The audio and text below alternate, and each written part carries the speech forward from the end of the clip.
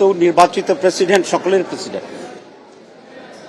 আমরা আশা করি উনি প্রেসিডেন্টের শপথ গ্রহণ করার পর থেকেই একজন নিরপেক্ষ ব্যক্তিতে রূপান্তরিত হবেন এবং উনি কোনো দলের পক্ষে কাজ করবেন না।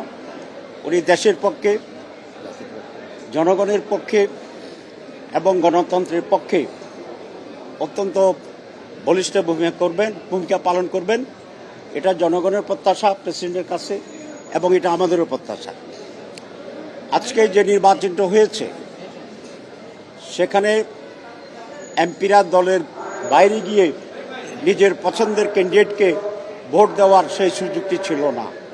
যদিও আমরা জুলাই যে ম্যান্ডেট তৈরি করেছি, সনদ তৈরি করেছি, সেখানে প্রস্তাব ছিল যে শুধুমাত্র অনাস্থা প্রস্তাব ছাড়া আর সকল বিষয়ে যে কোনো এমপি স্বাধীনভাবে তার মতামত পেশ করতে পারবে এবং বাজেটের বিষয়টিও শুধু আছে দুটি।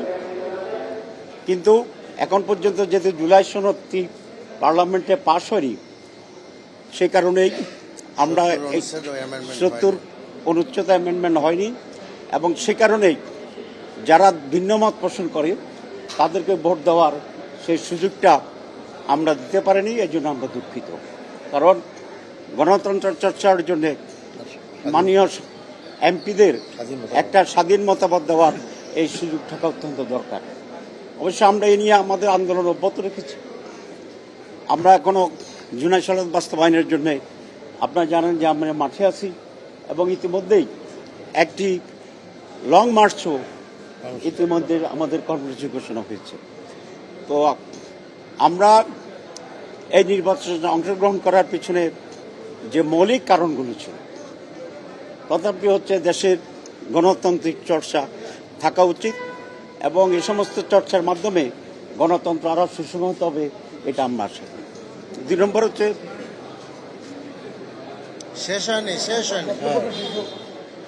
এবং আমরা মনে করি সামনে তৃণমূলের নির্বাচন আছে, তারপরে লোকাল গভর্নমেন্ট ইলেকশন আছে।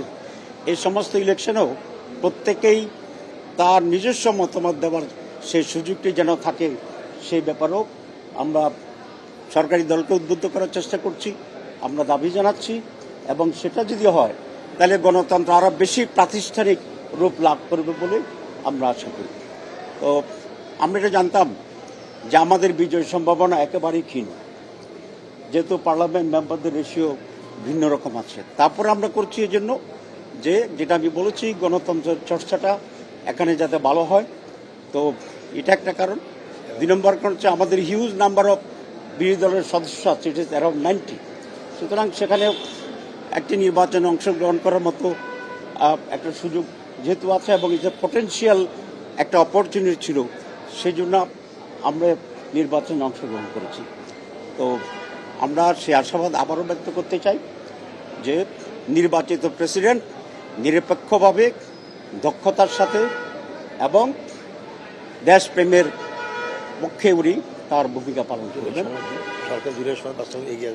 এবং সরকার, আমরা আশা করি সরকার জুলাই সনদ বাস্তবায়নের জন্য সেখানে ভূমিকা নেবেন এবং এটি একটা আইনগত ভিত্তি এখানে পাবে বলে আমরা আশা করি। দেশের বিদেশের নানা জনের সাথে আমাদের মত বিনিময় হয়। জুলাই সনদের ব্যাপারে এদেশের মানুষ যেরকম 70% বেশি এখন রায় দিয়েছে, ঠিক বিদেশেরও অনেক বন্ধুরা বলে যে আপনাদের এই অ্যামেন্ডমেন্ট এবং পরিবর্তনগুলো বাংলাদেশের ডেভেলপমেন্টের জন্য, গণতন্ত্রের জন্য একটি অপরিহার্য এবং সেই দিকে তাদেরও এখানে মত এবং সমর্থন রয়েছে। তো আমরা আশা করি সময়ের ব্যবধানে সরকারি দলের শুভবুদ্ধির উদয় হবে এবং জনগণের কল্যাণে যা যা প্রয়োজন এই পার্লামেন্টে তারা সে সমস্ত আইন নিয়ে আসবেন এবং সে সমস্ত বিষয়ে আমাদেরও সমর্থন